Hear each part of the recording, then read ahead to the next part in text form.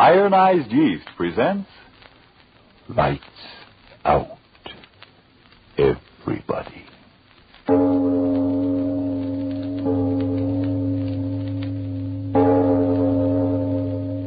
It is later than you think.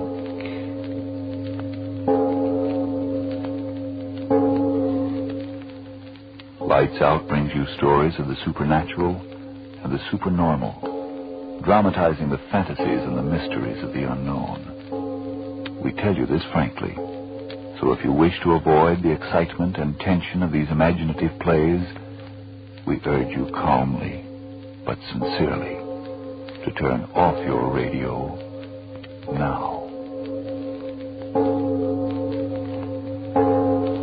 This is Arch Oboler. For Ironized Yeast tonight, a story of that still small voice which civilized men call conscience. But first, Frank Martin. The way you feel, that can make all the difference in your life. If you're run down, losing weight, feel tired too much of the time, and if vitamin B1 and iron shortage is what's to blame, listen. Ironized Yeast tablets give you both vital substances, vitamin B1 with iron. Men and women who were short of them now tell how these pleasant little tablets help them regain glorious pep and energy and needed pounds. So today they can really enjoy living again. Folks, did you get that name? It's Ironized Yeast Tablets. And now, Lights Out, Everybody.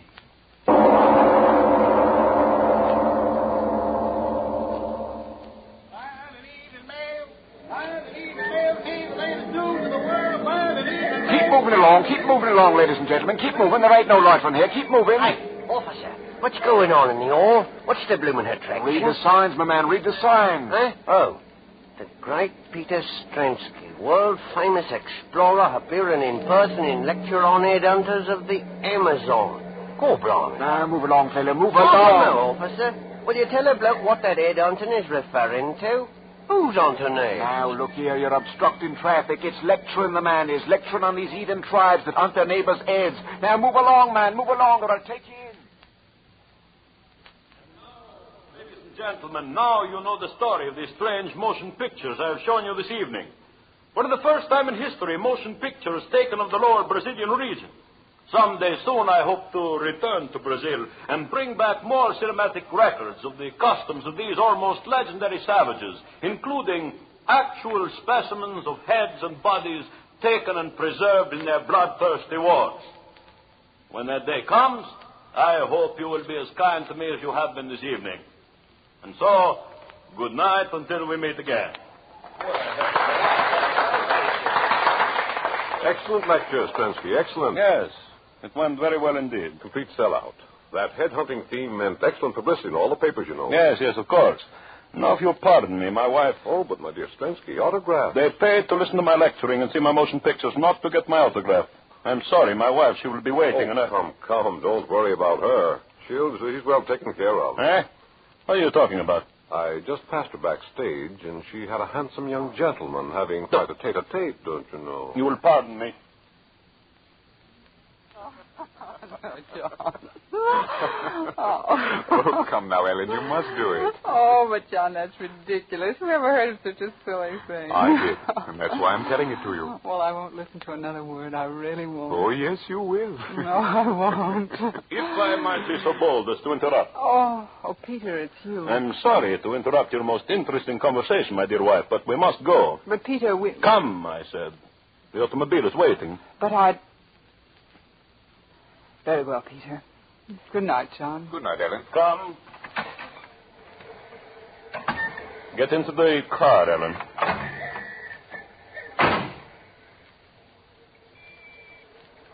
Why don't you say something, Peter? Yes. Yes, I will say something. This. Well, why don't you speak? Why don't you cry? I wouldn't give you the satisfaction. So, You save your tears for him, too. Say something. I'm leaving you, Peter. Leaving me? What are you talking about? I spoke clearly enough. I'm leaving you. Don't be a fool. I'm trying not to be. That's why I'm leaving you.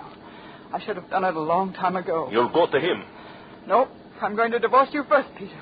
Divorce? I won't have any difficulty about that, I'm sure. No. Never a divorce for me. Never. You'll have no choice. Please stop the car. Yes. Goodbye. Ellen? I'm sorry for you, Peter. No. I'm sorry for you. And him.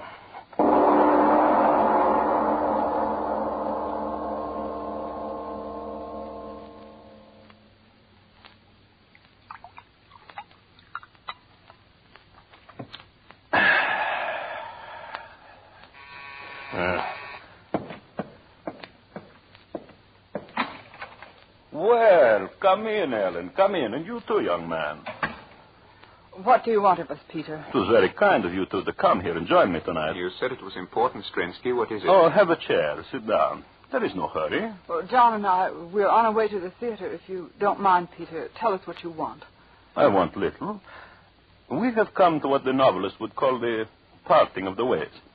As civilized human beings, we sit down. I, the husband, you, the wife, and you, young man, the, shall I say, favored one, to discuss our welfare. I'm sorry it worked out this way, Peter. It is life. Perhaps the fault was largely mine.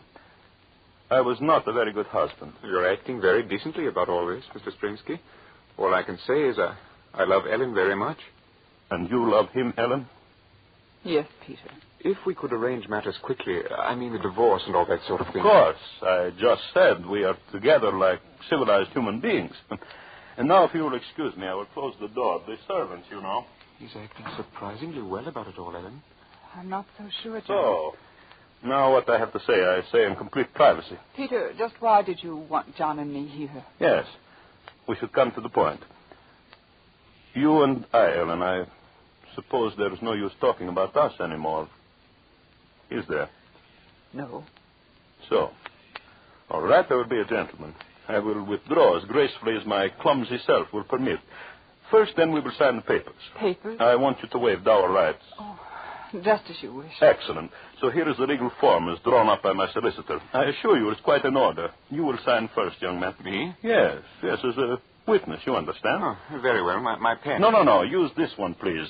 Here. Oh, I'm sorry. Oh, John, what's the matter? Oh, nothing. Just a scratch. The pen point. Oh, I'm so clumsy. John, Oh, it's nothing, really. See, the pen point hardly broke the skin. Yes, but it did break the skin. Oh, yes, John. You see a drop of blood. Oh, it's nothing at all. Just a scratch. Unimportant. Why did you laugh like that, Peter? He said unimportant, and yet it is the most important scratch your young man has ever known. How's that? What do you mean, Peter? What's wrong? You feel something, John? What? A constriction between the eyes, perhaps? Peter. Or maybe a strange pounding of the heart? Peter, Or what have you perhaps, done? John, your vision blurs. You hear strange sounds in your ears. A great lover? Peter, answer me. What have you done? John, are you all right? Tell me, are you all right? I don't know. My head, it's so strange. I John, what think is I'll it? sit down. Peter, what's wrong with him? What's wrong? John, what do your lips... You cannot speak, can you, John? If you open your mouth, the words will be your last. A great lover? Peter, tell me. Tell me, have you done something to him? Have you? John, look at me, darling. Speak to me. Tell me what's the matter. Yes. John. Yes, speak, John. Ellen, John! Peter, help me. He's fallen. Peter, help me. Help me. Help you? But, John, look at him. Look at him. He's ill, dying. Doctor, get a doctor. Not a doctor, my little wife. Doctors cannot restore even great lovers after the poison of Baracata has entered the veins. Poison. That pen. That scratch. Ellen, you must... So, the thought of your lover's death draws the blood from your head and you faint, eh, my little wife? When you awaken, you will wish that you died with him.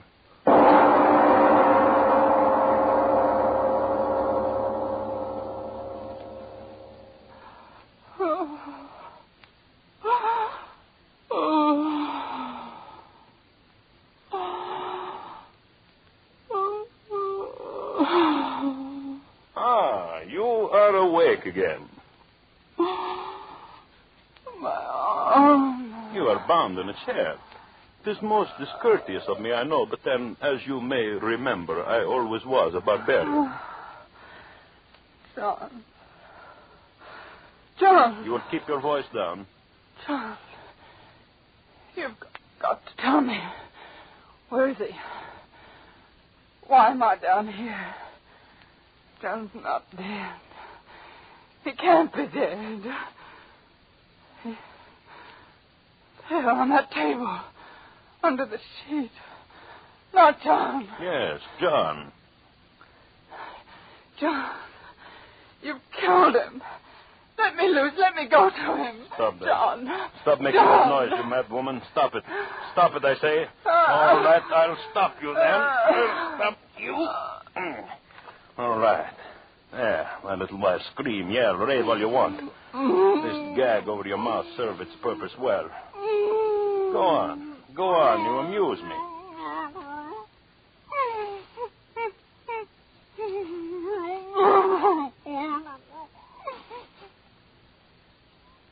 So, now you have discovered it is useless to talk to the gag, eh, Ellen? It is such a waste of effort, is it not? So now that you are silent, I can go on with my work. Most important work. Yes, you were right about what was on this table here. See? I throw off the sheet. And he was such a handsome man. Well, I must get to work. You no longer try to speak, my little Ellen. Does the sight of these beautiful surgical instruments frighten you? They need not. They're not for you. They are for John. Yes, he is dead. Dead. The poison too quickly, but you think I would let him rest in death?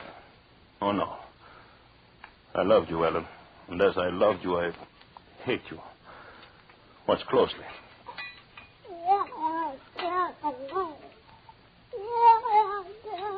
What? I'm sorry, I cannot understand you.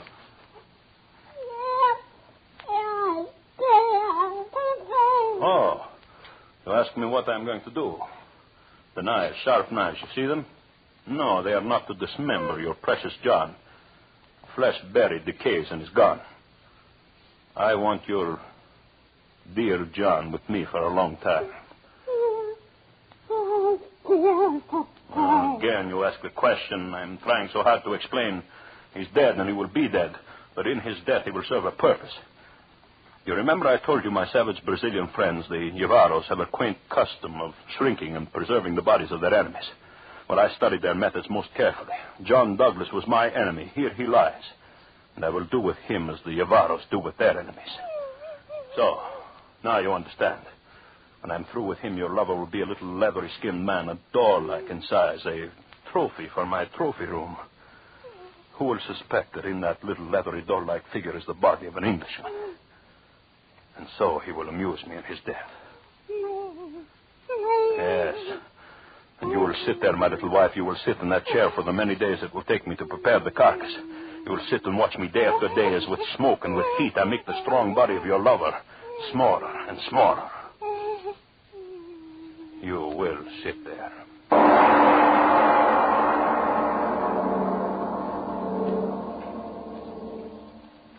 Ladies and gentlemen, a deep breath, please, before we go on with this story of a jealous husband and the strange and terrible revenge he took against his wife and the man she loved.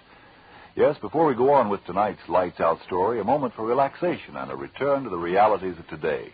The place is a shipyard, and a worker is saying, I quit my desk job because I wanted to help build ships to win the war, but I'm afraid I can't keep on. I'm losing weight. I'm so restless I lay awake most of last night again. I feel so tired out so often when I know I shouldn't. I hardly know what to do. Do? Why, find the cause of your trouble. And if it's a deficiency of vitamin B1 and iron, get ironized yeast tablets. Vitamin B1 and iron? Ionized yeast tablets? I don't understand. You see, you're working harder now, so naturally you need more strength and energy. But when you don't get enough vitamin B1 from your food, you may lose your appetite, not eat all you need, and so lose weight and strength. And without enough iron, you may be weak and pale and too often feel all in. But Ironized yeast tablets give you both vital substances. Vitamin B1 with iron. Maybe I better try ironized yeast tablets. By all means do if you're deficient in vitamin B1 and iron. Ironized yeast tablets have greatly helped many, many others with these deficiencies. See if they're not of equal benefit to you. See if before long you, too, aren't saying... Since I've been feeling so much better, I sleep like a baby. That tired-out feeling is gone. I'm sure glad I tried ironized yeast tablets. And now back to our lights-out story of the little people.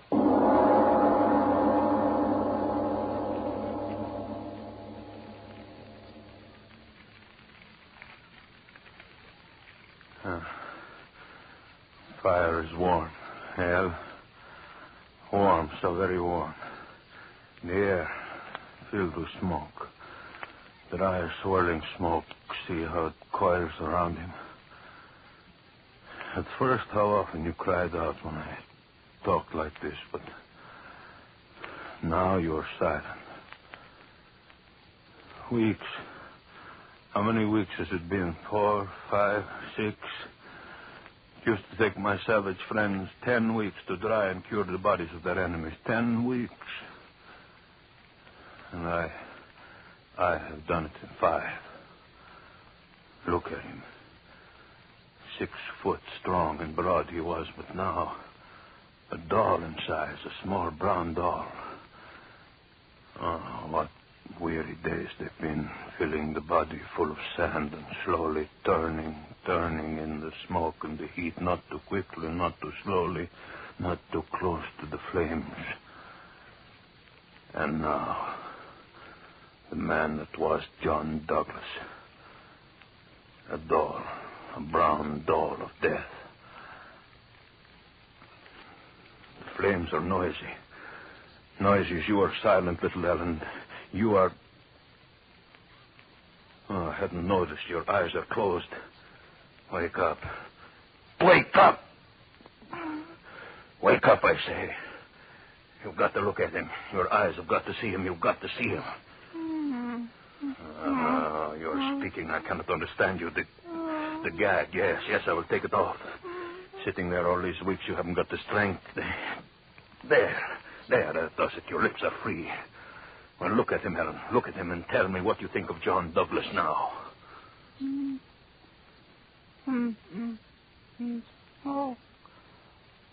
Smoke twisting and twisting round him. Smoke is sticking him. Where is he gone? Ellen. Where is he gone? Ellen. Smoke. I'll go to him in the smoke. He's waiting. Ellen, stop. Stop, you hear? Understand. You must understand. Smoke, he will wait for me. Smoke. What are you raving about? Yes, smoke. See how it curls around him. No. He's waiting. No, stop talking like that. Stop talking like that, I say. He's waiting. The knife. Where is the knife? I'll stop you. No. Ellen, all right. Dead. Up on the table with you. I must prepare you, Ellen, for the smoke and the fire. It took me 5 weeks with him, and now 5 more weeks with you. And then you will be as he is. Brown with the smoke of the curing fire. A little doll in size.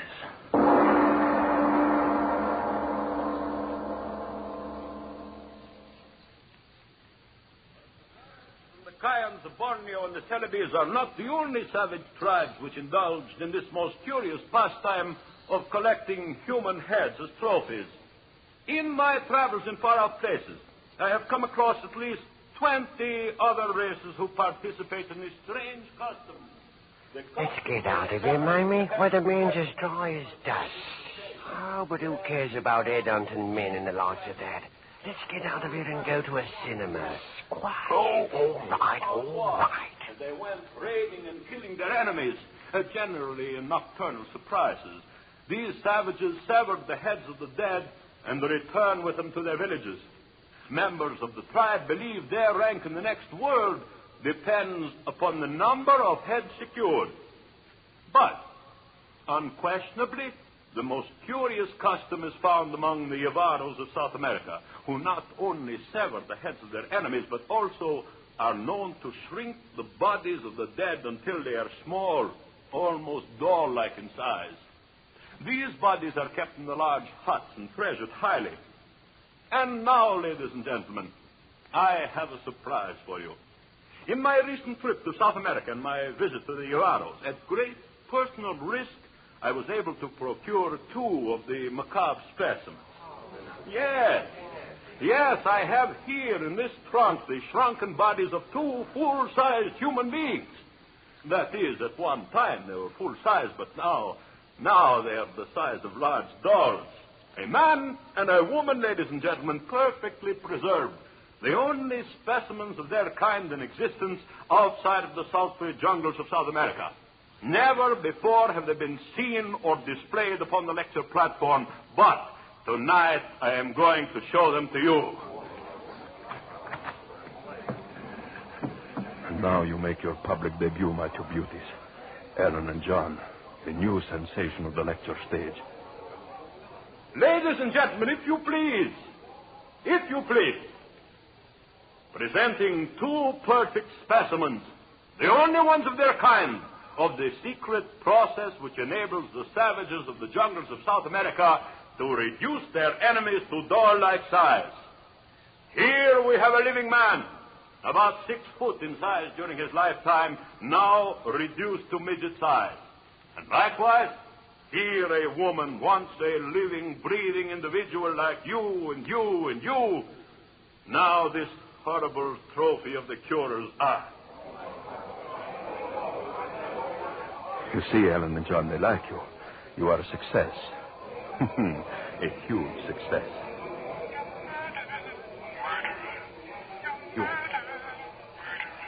You're talking.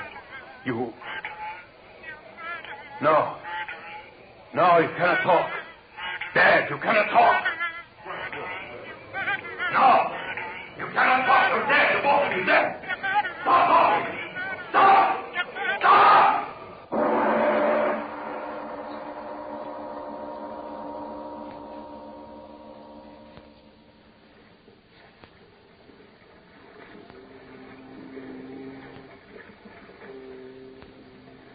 Sure, Captain, it's a strange passenger we got aboard this time, I must say. Oh, you mean Strensky? Aye, strange he is, mate. But what's he running away from, sir? Oh, sure, mate, that ain't a proper question to be asking of a man when he lays as many pound notes on the table as that man did for this passage. Bit me out of England tonight, he said. And get him out of England I did. Now, could he be one of them embezzlers? Oh, aye, that he might. The trunk he was carrying, well, he wouldn't let any of the men lay a hand on it. He brought it down to the cabin himself. I'd like to get a look in it. Aye, and so would I. But he stays in that cabin of his all the time. He's down there now, and I'll bet he's looking in that trunk this very minute. The cabin door is locked. No one can come in when the door is locked. It's going to stay locked until we get there. South America, they won't get me there. No one will get me there. Why did I run away? What's the matter with me? No one heard them but I. No one in that audience but I. They're in that trunk there. There's 2 of them. Why don't I find out now if no one heard them but I? Why don't I? For sure. Yes, I must. No, they couldn't have talked, not they.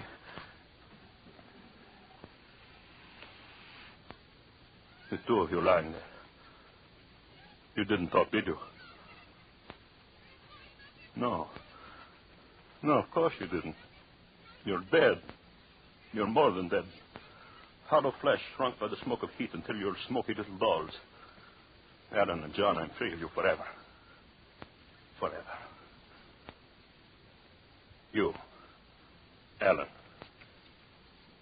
Thing that was Ellen. Why don't you say something? Again. I heard you again, the 2 of you. I heard you. No. Stop it. Stop it. Stop it. Stop it, you little things. You can't speak. You're dead, burned in the flames. Stop it. All right, I'll stop you. Into the sea. I'll throw you into the sea. Come, you and you. I've got you in my hands. I'll throw you into the sea. First you, Ellen. Into the water. There. And now you, John. Into the sea. The sea. Stop that tongue of yours. There. Now I'm through with you. Through with you. The water will stop your mouths. It stopped it. And free of you forever. The two of you forever. Huh? What's the matter? The matter? Oh, what do you mean, Captain? Nothing's the matter. Oh, I thought I saw you throw something in the water. In fact, I'm sure of it. Oh, just some old things. Yes, that's it. Some old things I didn't want. Oh, I see. Well, as long as everything's all right. Yes. Everything's all right. No. It's a weird night, isn't it? Weird? Why do you say that, man? Yeah, it's so dark. No moon, not a star in the sky. It's like we were sailing at the black of a tomb without even candlelight to lead us. You know, if I was a superstitious... What in the devil's name is that? What? What are you talking about? There, to starboard, see? 2 lights. Different. Take it, what lights are those? They're coming closer. Starship lights? No, that can't be. Why, I've sailed these waters for 15 years. It's they. What? The two of them, their faces. See them gleaming faces. Ellen, John, get back. Back to the water. I threw you in. Back. Prensky, what's come over you? Back. Stop leaning over the rain. You'll fall in, man. Look out!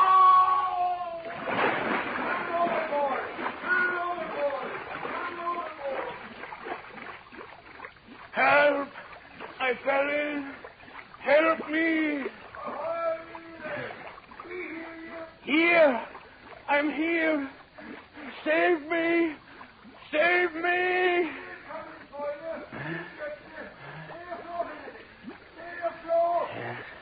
Yes, I'll stay afloat. They'll save me. I won't die. I won't. They'll save me. No, Peter. Huh? Take his other arm, Evan. I have his leg. No. Let go of me. Let go. Come, Strensky. Going up. No. Stop. Ellen, John, the two of you, stop. You're pulling me under. Drowning me.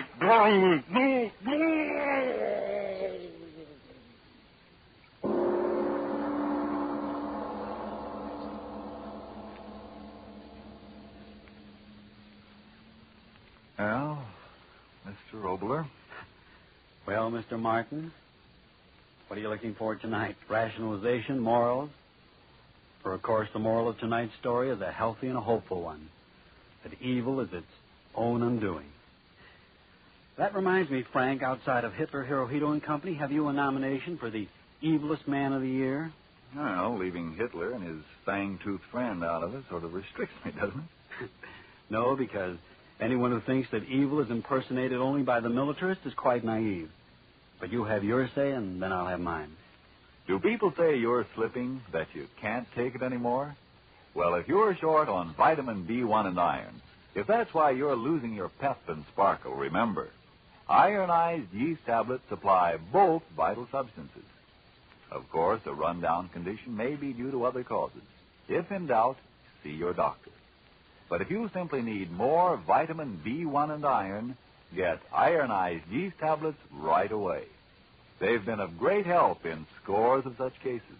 In fact, ironized yeast has been so successful that it's sold on this no-risk, money-back basis.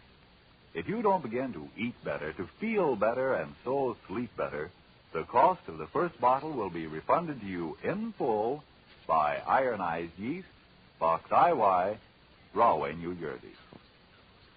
And now, what about this Mr. Evil of 1943? Well, I'd like to tell you about the evil now. I feel like it, but I'm going to tell about him in a play called Murder Castle. Yes, Mr. Evil of 1943. It takes place, as usual, at a time called next week. Yes, tune in next Tuesday again for Arch Obler's eerie story, Murder Castle. And if you need more vitamin B1 and iron, be sure to try ironized yeast. But remember, there's only one ironized yeast. You'll know it instantly by the yellow and orange package and by the big letters IY on the container and on each tablet.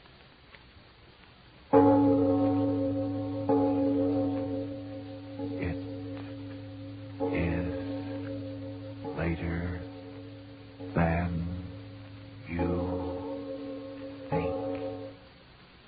Friends, those white shoes you now own are not going to be easy to replace.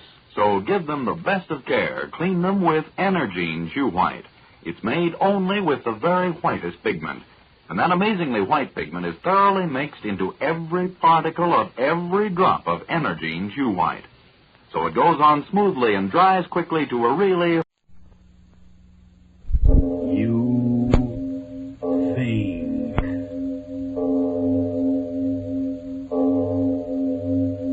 This is Arch Obler bringing you another in our series of stories of the unusual. And once again we caution you, these lights-out stories are definitely not for the timid soul. So we tell you calmly and very sincerely, if you frighten easily, turn off your radio now.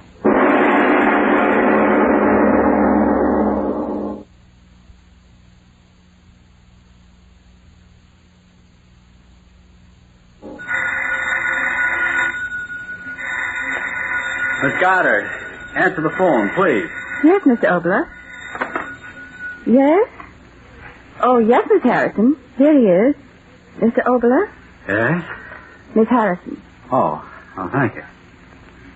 Hello, Joan. How's the Phantom Lady? Oh, yeah. How am I in trouble? Well, the last light's out. I just don't know what to write about. Oh, no, I got plenty of ideas, but... well, men dying in foxholes, and what am I doing? Thinking of fantastic... Well, thanks very much, but I still insist that I ought to be... Yeah, okay. Sure, I'll make this last one a good one, and then that'll be that. If I live through it. Huh? No, I was just talking to myself. I've been doing that rather consistently these last few days. Yes, I guess all those zombies and ghouls and loup-garoos have finally caught up with me. Yeah, I know. 2 aspirins and a glass of water every half hour. Now look here, Miss Harrison, don't worry about me. I'll get the story written tonight if I have to talk to the devil himself to do it. All right, John, all right. Yeah, sure. Oh, fine. Call me back in an hour, and I'll have some kind of a plot figured out. I hope. Give my regards to Norman. Talk to you later. Well, Miss Goddard, let's get to work. Yes, sir. What time is it anyway? 11:32. Sorry I have to keep you working so late? That's perfectly all right. I know you have to have that play done by tomorrow morning. I'm glad to help. You're an angel. Angel? That's a strange word to use here in this room where I've thought up so many demons and monsters. Tell me, or maybe you won't want to tell me. What, Miss Obler? Working with me on these lights-out plays, do you ever get frightened? Well... You do, don't you? Yes, I do get frightened many times. There was a time I'd have found that very amusing, but not tonight. Is there something wrong, Mr. Obler? I don't know. Tell me, did you ever sit alone in a room at night and have a premonition? I mean, suddenly get the feeling that somewhere in the house, perhaps in the darkness in the next room, something was waiting, something of malignancy and evil? What's the matter with me? If I keep on talking like this, they'll be using me as Exhibit X in a psychopathic ward. Come on, let's get to work. Yes, sir. Let me see.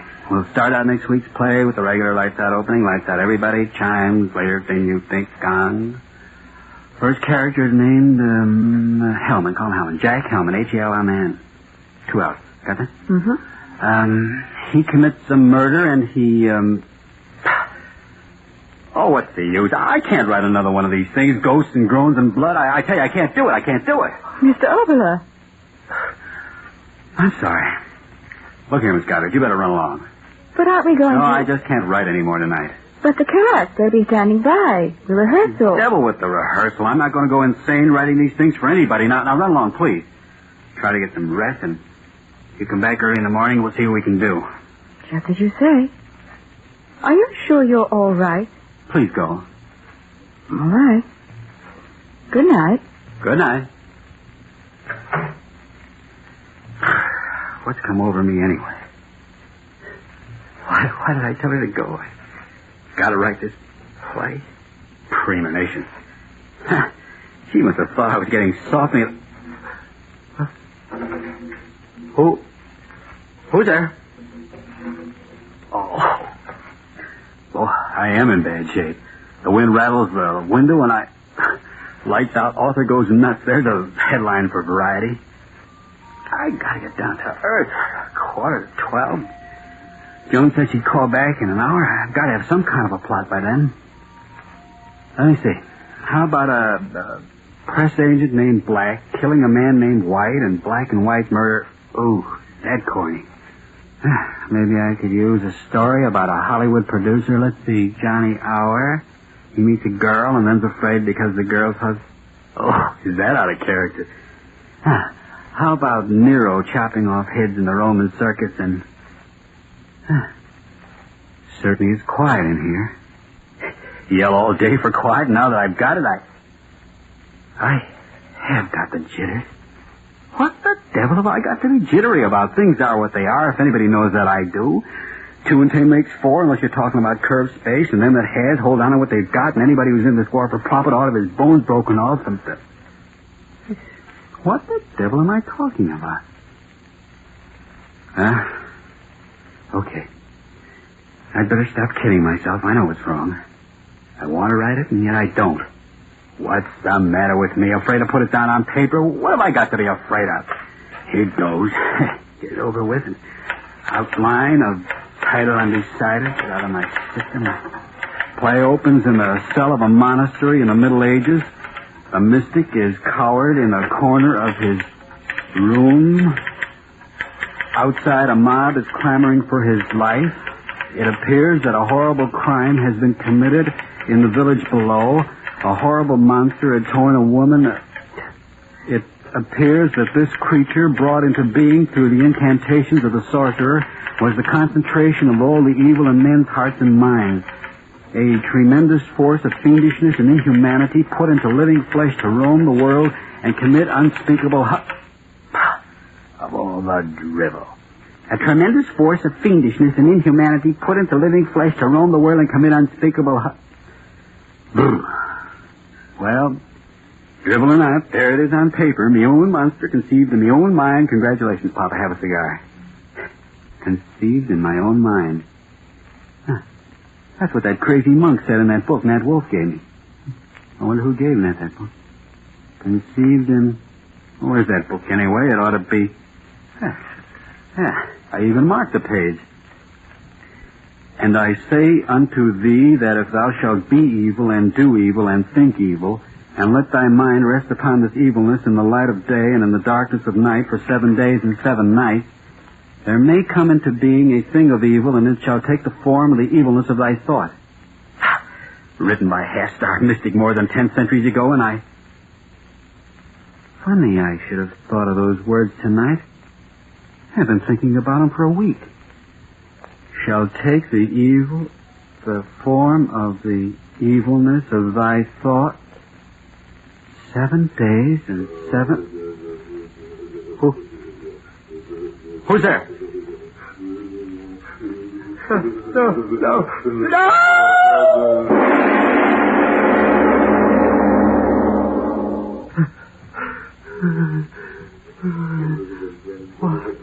What the... You in my mind. You're just in my mind. No. You evil. You don't exist, I tell you. I thought you're a dream. I said a dream. When I wake up, the door. It is a dream. It's got to be a dream. Come in. Get me out of this dream. Get me out of this dream. Hi, Art. Well, don't you ever open doors anymore? And what's the big idea sitting in here all It's not a dream. It's still... Hey, Art, what's cooking? Eli, get out. Oh, now, Art... Don't stand there. Look at me. Get out. Can't you see it? Get out. Get out of here. Hey, what's the gag? See and hear what? Behind you. Look behind you. Well, there's nothing behind me but the wall. Eli. Say, what is this anyway? A preview of... Eli, get out of here. All right. Now, let's have it. What is this, a preview of a new play? Boy, am I glad you're quitting lights out after all. Can't you hear him? Oh, hear who?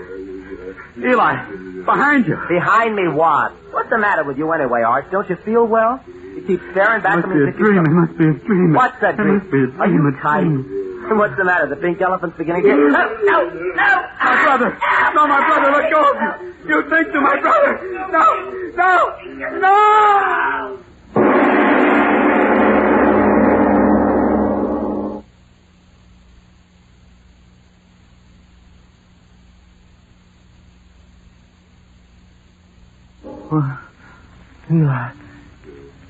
Eli.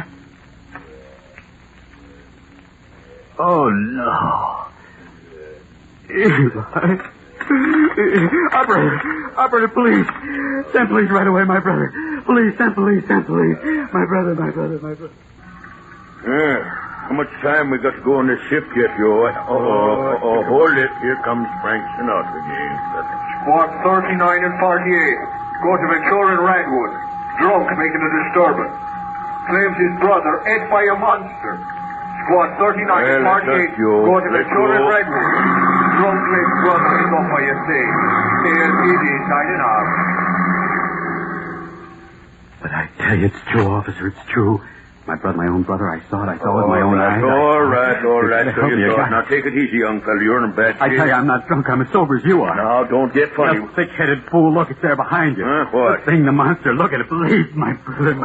I've heard of them seeing snakes and pink elephants, but this is the first one I've seen this bad off, Joe? But you don't look tight. Oh, you never can tell in the valley. There, the two of you. Can't you see him? Loving there in the corner. Hey, maybe we better take him down to the station and let him cool off in the can for a while, eh? Yeah. Stop staring at me, the two of you. Why won't you believe me? Hey, Clarence, maybe this guy's on the level. Oh, are you nuts, too? If something happened to his brother, there'd be someone around, wouldn't there? And there ain't nothing in this room. What have I done? You've done? What do you mean? I thought of the monster. 7 days and 7 nights. Joe, the guy's nuts. Let's find out who he is. What's your name, young fella? What's your name? Quiet down now. What's your name? Oh, what difference does that make? The thing that sits there and grins at me. Why don't you see it and help me? Come on now. What's your name? Let's have it. Opler. What's your business? What do you do for a living? Well, radio. I write radio. What's the difference? Radio? Opler. Say, ain't you the guy that writes them screwy lights out things Tuesday nights? Yes, help me. Please help me. Joe? What? Why, this is the guy that writes them ghost things I was telling you about. You know, over the radio. Obler. The guy who always makes his cops Irish. You get it? It's one of them gags, one of them publicity gags. Gags? Oh, you infernal... Now, wait a minute, fellow. Watch your tongue. I tell you, it's not a gag. It's here in the room. It took my brother and... There. Can't you hear it? Can't you hear it? Huh? It's laughing. An infernal laughing. Listen to it. It is later than you think. Okay, young fella. If it ain't a gag, you better take a bromo and go back to bed. Now, listen, we're going to hang around for a while, so take it easy. Come on, Joe. Let's get out of here. No, wait. Who is wait. Don't let me down. It's here, I tell you. Don't let me. Oh. What'll I do? I got to get out of here. Yeah. That's it. I've got to get out of here and find someone who'll believe me. What? Oh, it won't let me out? No. Don't come near me. Don't come. The police. Come back. Come in. Hi, Art. I was just driving by and I thought... No, Mercedes, get out of here. Get out. What? No. Art, what's the matter? What are you staring at? Mercedes, believe me, you got to get out. You got to get out. No. Where's it? Help. No. Help. Oh, no. Mercedes, help. No.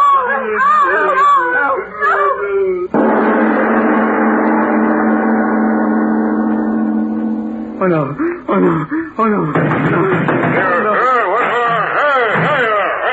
Hey, what's going on here? Didn't we tell you to go to bed? Is that the way to act? We heard you screaming all the way down in the... Oh, no. Where did she come from? Her corn. Give me a gun. Huh? That thing in the corner there. Won't you look at it? Won't you believe me? Give me that gun. Get away from me. The gun, I'll shoot it. No, stand where you are. Let you have a slug. Huh? You got it coming to you, that girl. They'll burn you for it as sure as my name's Clarence McMinzer. And I'd like to be the guy that pulls the switch.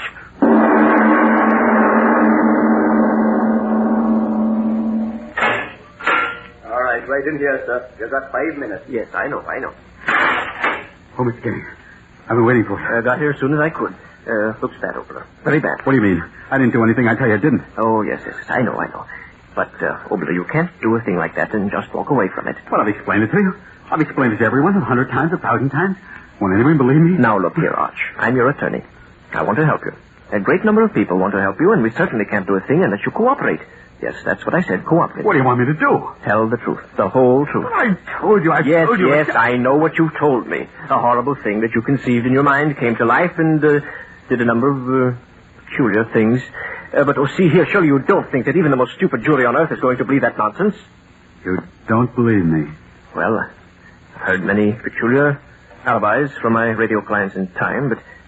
Well, listen, if you want to plead temporary... But I'm not insane. I'm not insane. Then let's hear a sane explanation of what happened that night.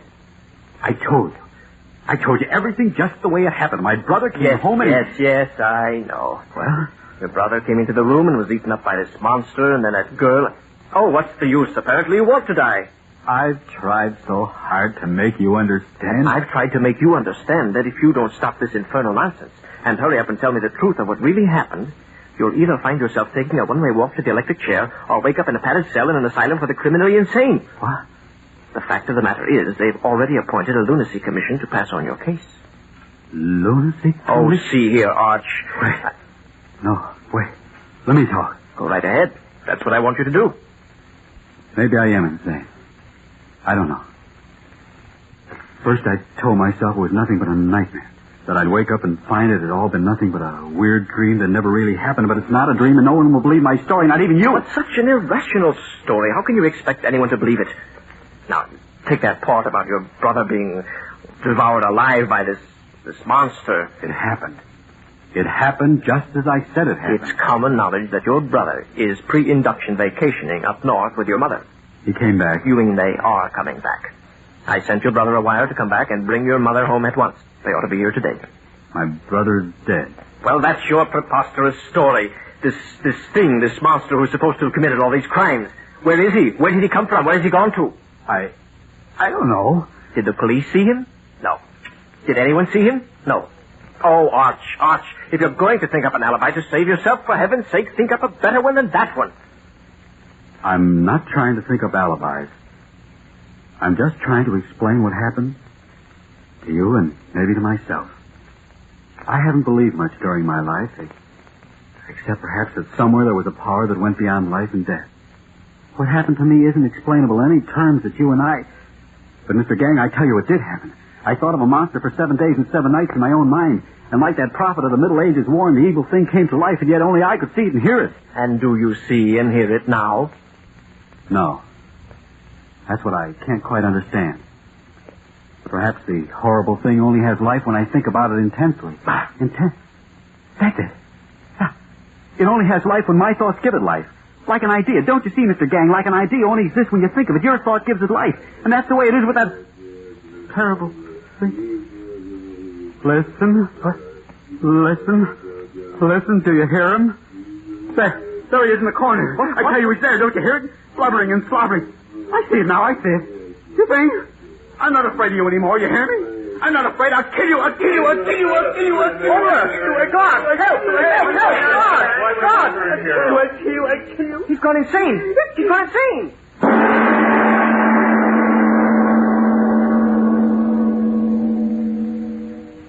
I tell you, all radio writers are crazy. I've had meetings with several of them. Gentlemen, if you please, control yourselves. Mr. Perry, please. Dr. Schmidt, put down that bottle. Are we a lunacy commission or lunatics? And you too, Mr. I know how strongly you gentlemen feel about this matter, but after all, we must come to a decision on his mental status. As chairman of this lunacy commission, I feel that it is incumbent upon me to, shall I say, summarize the facts as they have been placed before us. First, it is an established fact that a murder, and a very horrible murder, has been committed. The police officer has testified very conclusively that Arch Oboler was there upon the scene of the crime, and that it was absolutely impossible for anyone else to have committed the murder.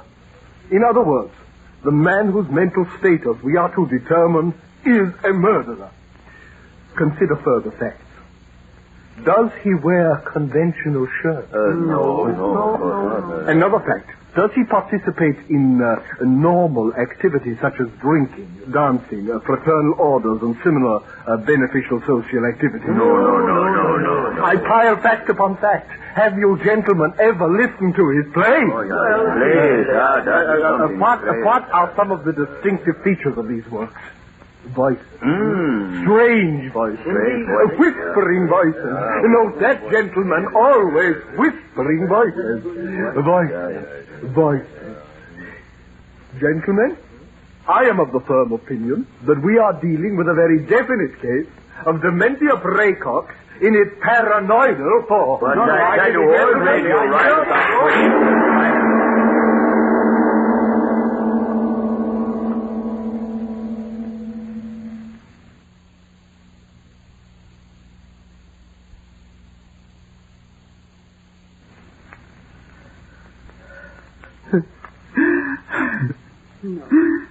No, Arch. No. A lifetime in an insane asylum. Oh, I'm not insane. I tell you, I'm not insane. No, of course you're not, son. Now, don't excite yourself anymore. Please. But then make me go. If there was only some way I could make them see the things I see it. Mother, you believe what I told you, don't you? Yes, dear, of course I do. If Eli would only get back. Eli? But I told you Eli would... You're like the others. You don't believe me. Now I know you don't. You will believe. I'll make you believe. Stay here. Stay wherever you are. Listen to me.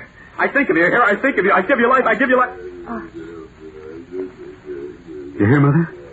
You hear it does exist? It does? No, don't get so excited. There, Mother. It's right behind you. Turn, see, believe. Oh, you see it, Mother. You see it. I'm not insane. I'm not. No. My mother. Saying my mother. No. Not my mother. Not my mother. Not my mother. Not my mother. Not my mother.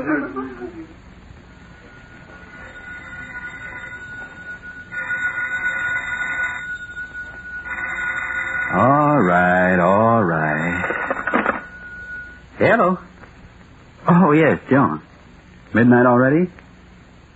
Yeah, I've been sitting here very comfortably, and I finally thought up the plot line, and believe me, it's quite a brainstorm. I die. Well, sure. It's my final broadcast, so why not? No, I'm not gagging. Listen to me. You know, it's all about a monster that I conceived in my own little-bitty mind, and it comes to life. Honestly, I haven't had a Coke in hours. It's going to be one of those, crazy stories inside of a story. Now listen. The way I've got it figured out is this. Now, I'm supposed to be sitting here thinking of this horrible monster, and suddenly I turn around and there it is, see? And my young brother comes in, and this monster eats him up alive, and then Mercy McCambridge comes in, and she... Wait a minute, Joan. Hold it for a minute. I think someone came in. I imagine it's Bernie. I'll see who...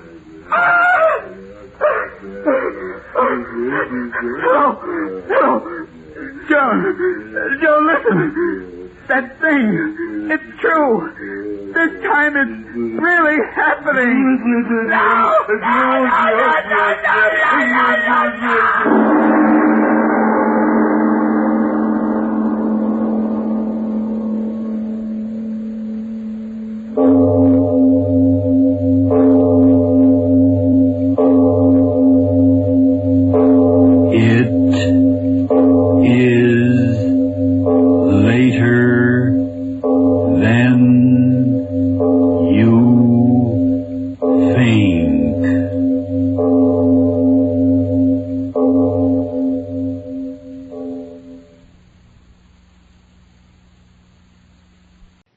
Lights out, everybody.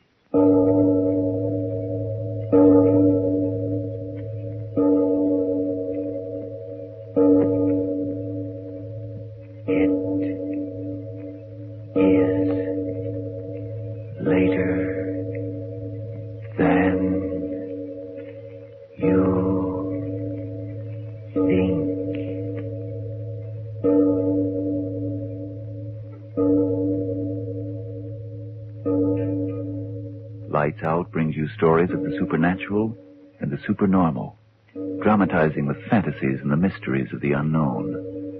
We tell you this frankly, so if you wish to avoid the excitement and tension of these imaginative plays, we urge you calmly, but sincerely, to turn off your radio now. Prophecy is an easy thing, for rarely is the prophet brought to judgment. Tonight I bring you a false prophecy.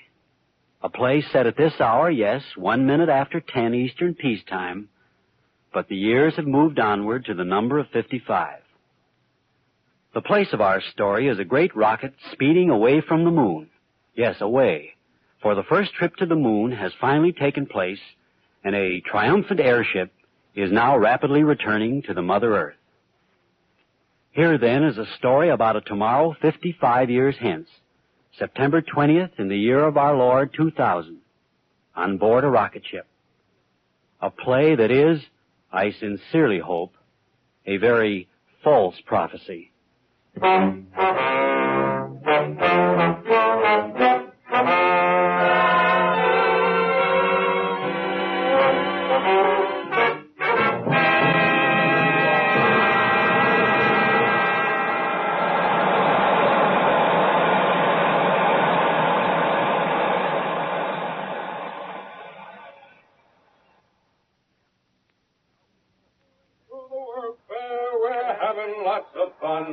The sky is sure the limit, our new century's begun.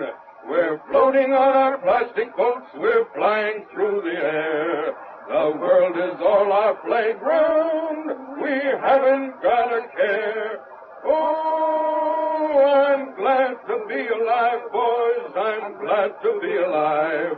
I'm riding on a rocket train, and soon I will arrive. Oh, I'm glad to be alive, boys, I'm glad to be alive. I'm riding on a rocket train, and soon I will arrive. Hi, Doc, how about joining us? Yes, Doctor. Don't you think it's about time we had a little celebration? There's a great deal of work to be done. Work's over, Doctor. 24 hours more and we're back. Yes, Doctor. We'll be back.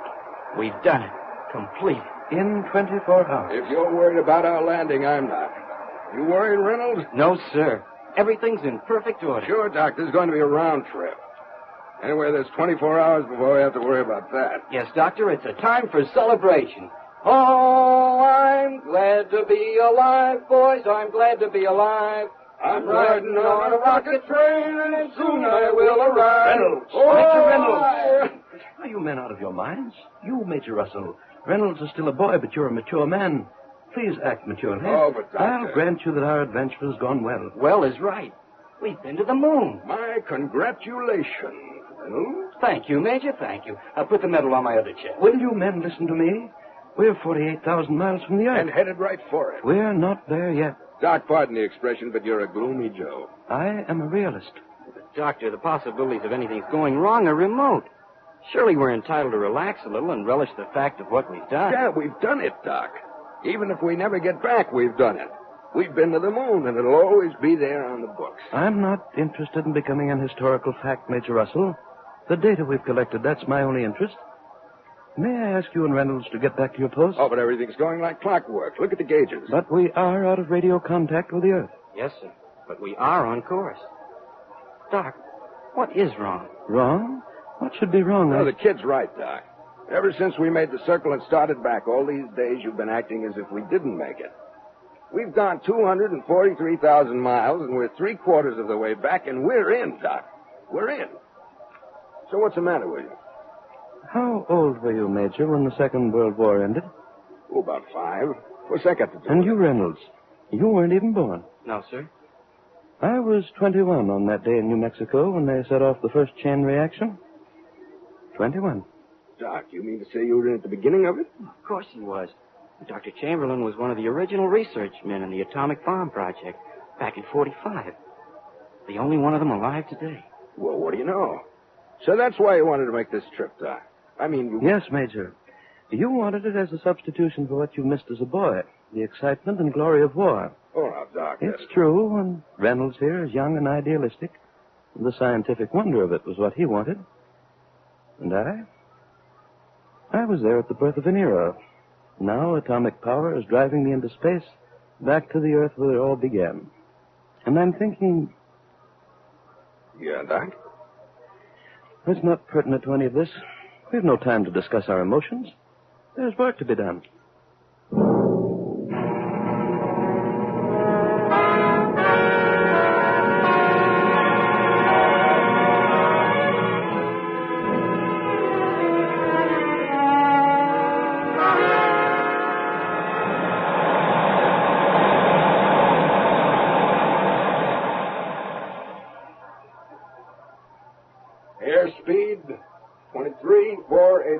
Airspeed 23,486. Interior temperature, 68.2. Interior temperature 68.2. Well, that's it. Yes? Any radio contact, Reynolds? No, sir. How about that, Doc? Unfortunate, but not very vital. We're definitely on course. How much longer will it be, Doc? 10 hours. At the most, 10 hours. In the middle of LaGuardia Field. That's where I'd like to land. I hope not. Texas. Isn't that it? Sure. We'll hit the flats right on the nose. If the auxiliary jets work. They worked on the moon. They'll work on landing. We're the good luck boys, Doc. We can't miss. You have the optimism of a 16-year-old. Reynolds, you'd better get back to your radio. Try phone contact. Yes, sir. Major, check the jet temperatures. Right jet, 1580. Right jet, 1580. Left jet, 1583. Left jet, 1583. Speed, 24,832. Speed, 24,832. XR1 calling CQ. XR1 calling CQ. Hello? XR1 calling CQ. XR1 calling CQ. Hello? Any luck? No, sir. Put your transmitter back on automatic. Yes, sir. Why do you laugh, Major? I was just thinking about how many millions of telescopes are turned in our direction. Yes? What you said a few hours ago. I mean, about my wanting the excitement and adventure. That's true, you know. I'm 60 years old, and I guess I just lived for this chance. The Army hadn't okayed my going. Well, here I am. Once we land, I'll admit frankly I'm going to cash in on every bit of it and have myself a time. You know something? I get to feeling kind of depressed when I think it'll soon be over. Well, there's no reason for depression, is there? I couldn't answer that. Why not? You've been wondering, undoubtedly, why, ever since we left the moon, I've been acting strangely. That's right. I've never believed in predestination, and yet there's been sort of a motivation of fate in my life. At 21, I was part of that research team trying to adapt atomic power to military purposes. When that first bomb went off over the New Mexico desert, a newspaper man repeated the words, "What hath God wrought?" And no one quite knew. I've been waiting 55 years for the answer. I think I found it a few hours ago on the moon. And it's an answer full of horror.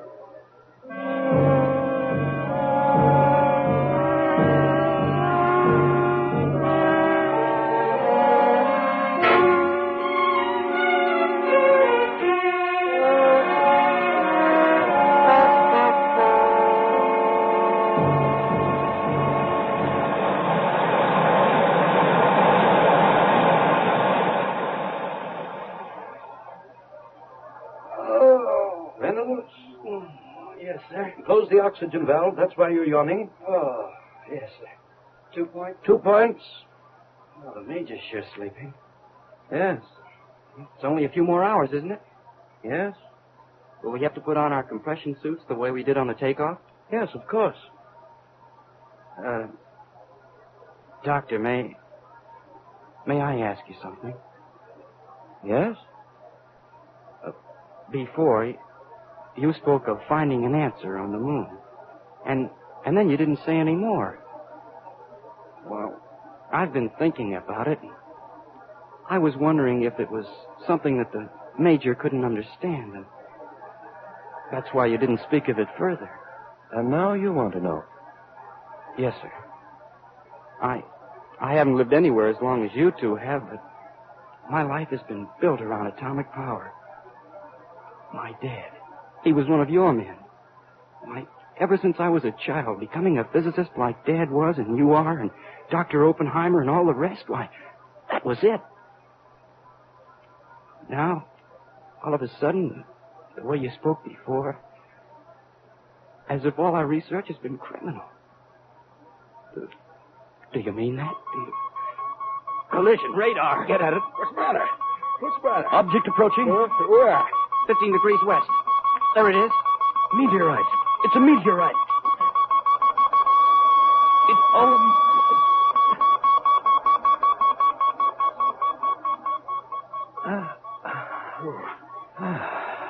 That was the closest. Oh, it was indeed. Be sardonic indeed to collide with a meteorite at this point in our journey. I use a stronger word than sardonic, Doctor. Yeah, like fatal.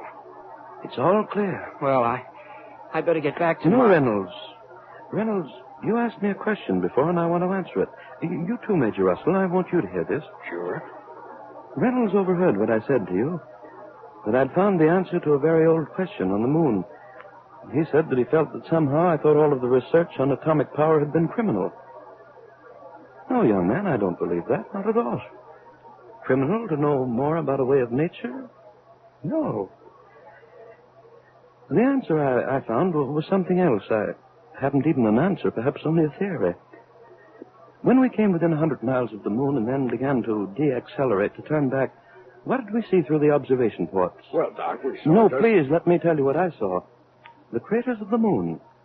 Great, gigantic craters, and as we came closer and closer, the look of them was so familiar. Not because I had seen them through telescopes and in photographs, but for some reason that I couldn't quite understand. Craters of the moon, and suddenly, at the very moment when we'd come as close as we dared and our ship swung in an orbit to return, suddenly I knew. It was a memory of another crater I had seen 55 years before in New Mexico from an observation plane high over the ground a few hours after the first atomic bomb had lit the sky with a new sun. Yes. The crater in the crust of the Earth that bomb had left was the same as the craters of the moon. Do you understand? The crater our bomb had left on the Earth was the same as the craters on the moon. So what?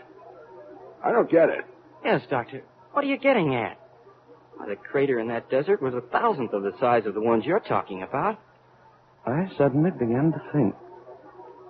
Was it not possible that the moon had gone through the same evolutionary processes as our Earth before our Earth?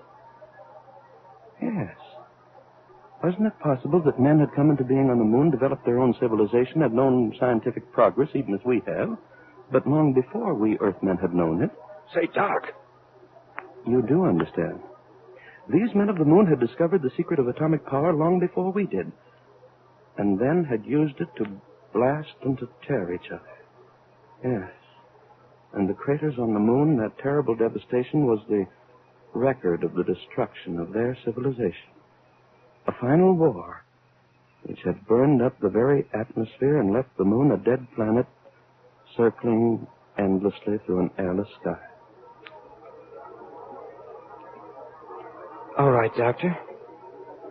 Presuming your theory is correct, that the moon men had started through a war, a chain atomic reaction that they couldn't stop, well, what of it?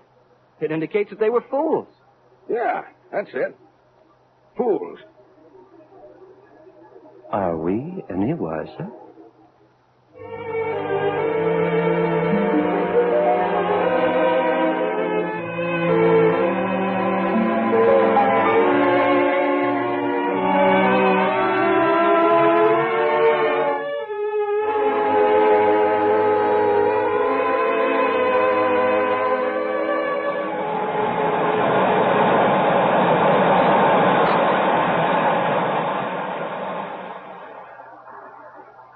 Airspeed 2482. You'd better cut it down. Right, how much? About 15%. Right. You get anything, Reynolds? No, sir. Would you come here a moment? Yes, sir. Will you help me with this port covering? Yes, sir. You there. All right. Hey, trying to take a look, huh? Yes, that's it.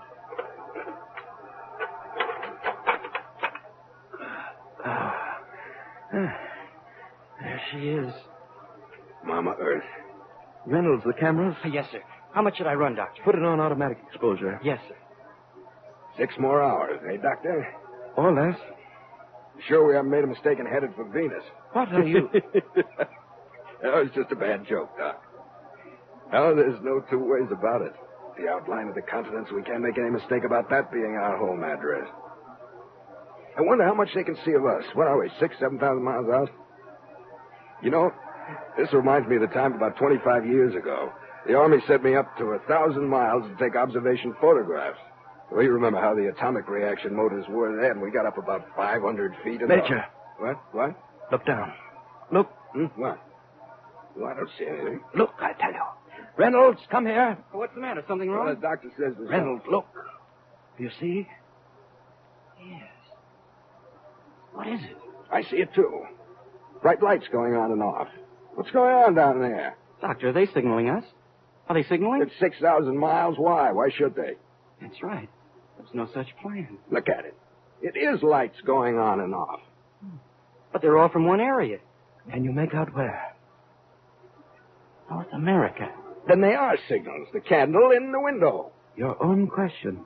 At 6,000 miles? Wait a minute. Are they explosions? Explosions? Major Doctor, is that it? Are they explosions? I don't know.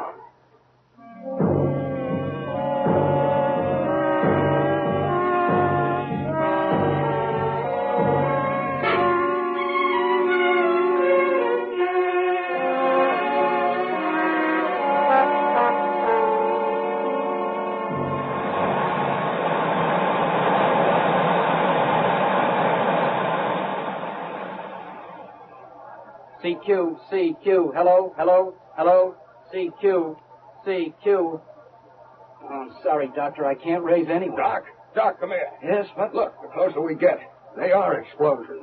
3 more hours, we'll know. I want to know now.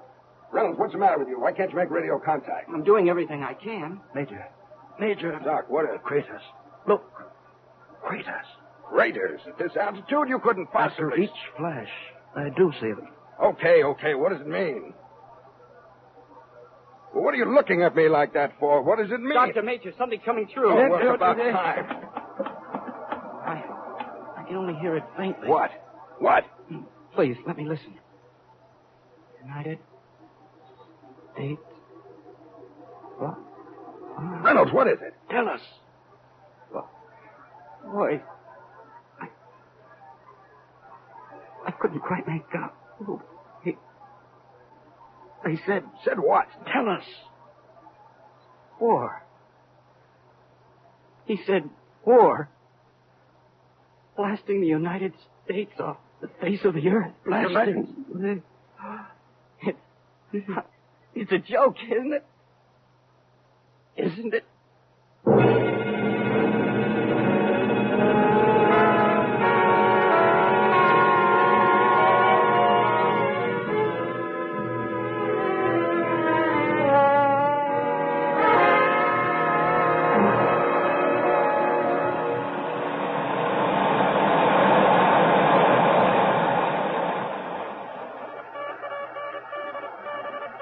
What are they sending now?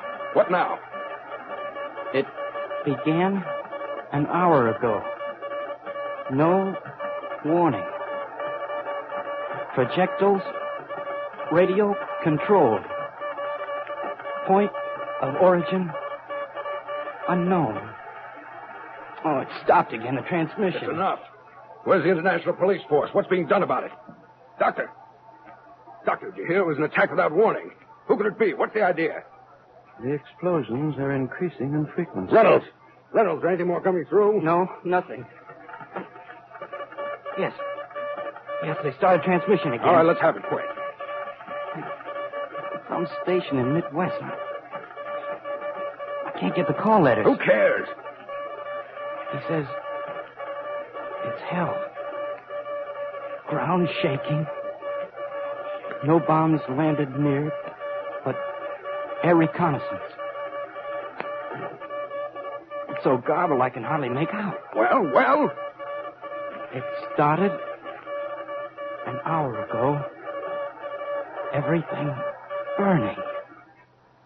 Oh, it stopped again. There's nothing. Doctor, in heaven's name, what do you think it's all about? Stop staring out of the window and talk to me. What are they doing? What do you mean, what are they doing? They're bombing us, blasting us. It's war, but who? We've got to find out. Reynolds, find out who. It's no use. There's no transmission. Doctor, those bombs, where are they coming from? Can't you tell by the trajectory? At this distance? And what difference does the face of the enemy make? It's happening, that's all. Smashed them. I always said we should have smashed them. Exterminated them 50 years ago. Oh, they were so peaceful for so many years. And... The flashes are increasing in frequency. Reynolds, get on that radio. I'll try again. I've got to know who. The devils. We had agreements with everyone. The international devils, all of them. Call them devils, I don't even know who they are. Reynolds! You got anything? No, I don't. Doctor, faster. Let's get down there faster. Let's open it up. Well, you know better than that. We're entering atmosphere. Increased speed, and we burn up like a meteorite. But I'm an army man. All my life I've been coming trained. through. What? What? The bombs?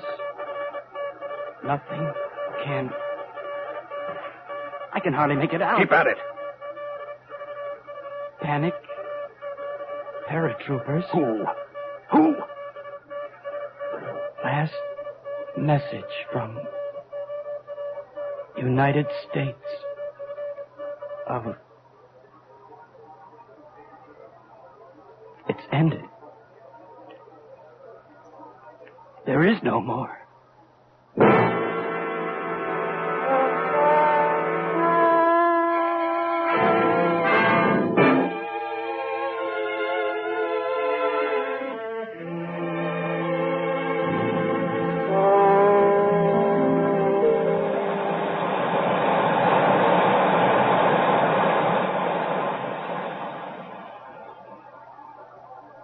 We'd only get down there faster. Only 500 more miles. Look at it down there. Our Air Force, protective measures. What happened to them? What happened? Doctor! You, why don't you say something? We'll just sit there for hours watching. This isn't a scientific experiment going on down there. They're blasting us to pieces. Us! Your atomic bombs, a great secret. Hold it over the world and have peace forever. You said that. Yes, you. I was a kid then. I heard you say it over the radio when they gave you a medal. Hold it over the world and have peace forever. Well, what do you got to say now? We had a wonderful 55 years. What? Everybody had a wonderful time. Reynolds, what's the matter with him? He's gone. No. Let him finish. First, we hung the criminals 55 years ago. And as soon as their bodies stopped swinging, we left the crowd and each went back to his own house and shut the door. You said the peace would hold forever. I said it because I thought that when the secret was put away, the people of the world would remember the terror. I said to myself, surely now that they've seen the possibility of the disintegration of their Earth, they'll be drawn together once again into the family of men as it must have been in the beginning. I forgot what years could do. I forgot how quickly forgetfulness comes. I forgot that in only a few years, Hiroshima and Nagasaki would be only yesterday's sensations for a nation eager for sensations for today. You keep asking me who's sending those bombs against us. Who? I tell you we're sending them against ourselves. Yes. Because had we made our way of life something more than a confused dream of shiny machines and happy endings, those bombs of hatred and revenge would not be flying at us. I said the peace would hold forever because I thought that out of that war at last men had learned that there was no defense against hatred and revenge, but the defense of education for the unity of people. It was a race, gentlemen, against time. And we wasted our last 55 years running backwards on a track of chromium and plastics. And so we've lost. Forever. No. We've never lost. Look, the blasts are increasing in frequency. There's nothing left. Nothing. We'll start someplace else. We're building... Doctor, look. The color of the blast. Oh, dear God. What? Doctor, it's nitrogen, isn't it? Nitrogen? What? The fools, the everlasting fools, I warned. The blast. More and more. They started something they couldn't end. The color of the blast. They've set off hydrogen atoms. I don't know what you... We used uranium, plutonium, and when the initial blast was over, that was all. But hydrogen, that's part of life. One reaction sets off the other like setting off an endless chain until... Look down there. Blast. Faster and faster. They're spreading. The fools. God help the fools. God help the fools.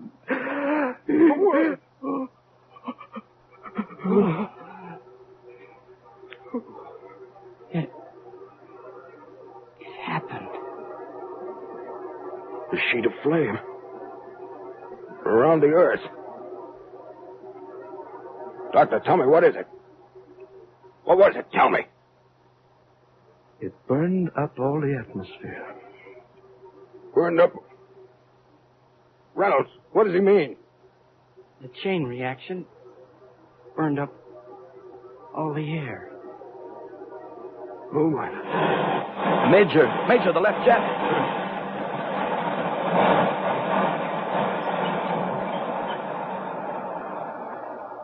It's all right. It's all right. All right. Where are we going? Can we go down there? There's no air, no life. The moon, the earth, the same. How much fuel? There's the gauge. 2, 3 hours? Yes. Yes, I think that's right. Isn't it, Major? Yeah. What do we do? You ask that question now? The Major no longer asks it. Do you know the answer, Major? Sure. We'll circle around. Then we'll crash. No. No, it'll be all right, my boy. My words again. Have peace forever.